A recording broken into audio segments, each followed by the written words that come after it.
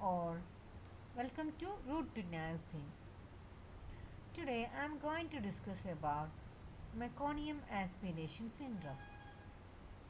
Meconium aspiration syndrome. So, neonate born to mothers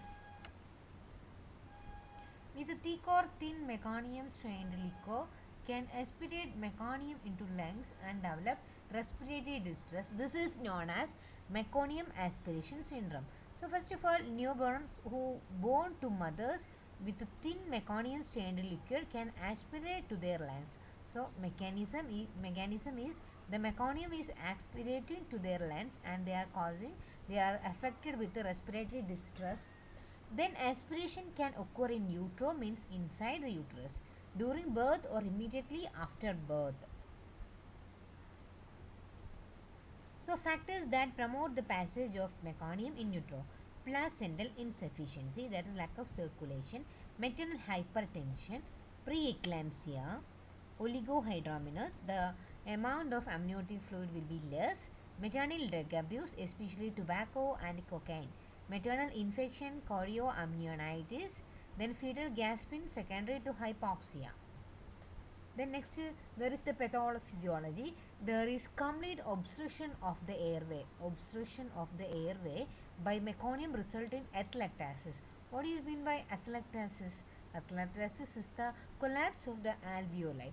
So partial obstruction of the airway by meconium causes air trapping and hyperdistension of the alveoli. So it's very important. The airway are partially obstructed by the meconium and the air is trapped and the alveoli is distended. Commonly termed as the ball valve effect. The air that is trapped may rupture into the pleura. So the air trapped, that is known as pneumothorax, and mediastinum, that is known as pneumomediastinum or pericardium, pneumopericardium. So the pathophysiology is the meconium obstruct the airway and also the alveoli become distended, and after that the air may be trapped to the pleura, that is known as pneumothorax, and in the air may trapped in the mediastinum, that is known as pneumomediastinum, or the air may be trapped in the pericardium, that is known as pneumopericardium. Then again, surfactant deactivation. Meconium deactivates surfactant and may also inhibit surfactant synthesis. What is the function of the surfactant? To make the shape for the alveoli. So the alveoli will not be collapsed if there is sufficient surfactant. If there is not sufficient surfactant, the alveoli become collapsed. Then the chemical pneumonitis. Meconium irritate the airway and parenchyma, causing release of cytokines. Now, meconium is a chemical that causes the inflammation of the lung parenchyma. Then persistent pulmonary hypertension of the newborn. It causes chronic stress in the uterus and thickening of pulmonary vasculature leads to persistent pulmonary hypertension of newborn. All of this causes ventilation perfusion mismatch leading to respiratory failures. So VQ mismatch is very important. So VQ mismatch is very important. So you please study the VQ mismatch and also make in your mind VQ mismatch is there. So clinical features, you know what is the clinical features? So we can see the clinical features. Meconium or dark green streak or strain in the amniotic fluid. Meconium strained amniotic fluid is one of the important features of MAS. Then cyanosis, the baby may be cyanotic. Then yellow-green staining of the skin. Respiratory disease is one of the most important thing in the first 24 hours. How the respiratory distress is coming? In the form of tachypnea, labored breath, apnea, grunting, intercostal retraction. These are the signs and symptoms of respiratory distress, and also poor muscle tone. Then air-leak syndrome, pneumothorax, pneumopericardium, pneumomediastinum, etc.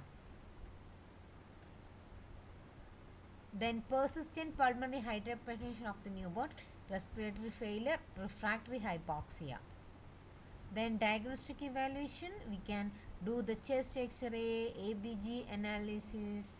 Then management in the fields, very important, oropharyngeal suction before delivery of shoulders and immediately after delivery of endotracheal intubation. So two types of management, endotracheal intubation and oropharyngeal suction to be done. Back and musculation ventilation is absolutely contraindicated. Making clear, back and musk ventilation is contraindicated. You have to do the stomach wash with a normal saline. Then oxygen therapy via hood or oxygen or high oxygen concentration at a high ventilatory rate is to be provided using mechanical ventilators.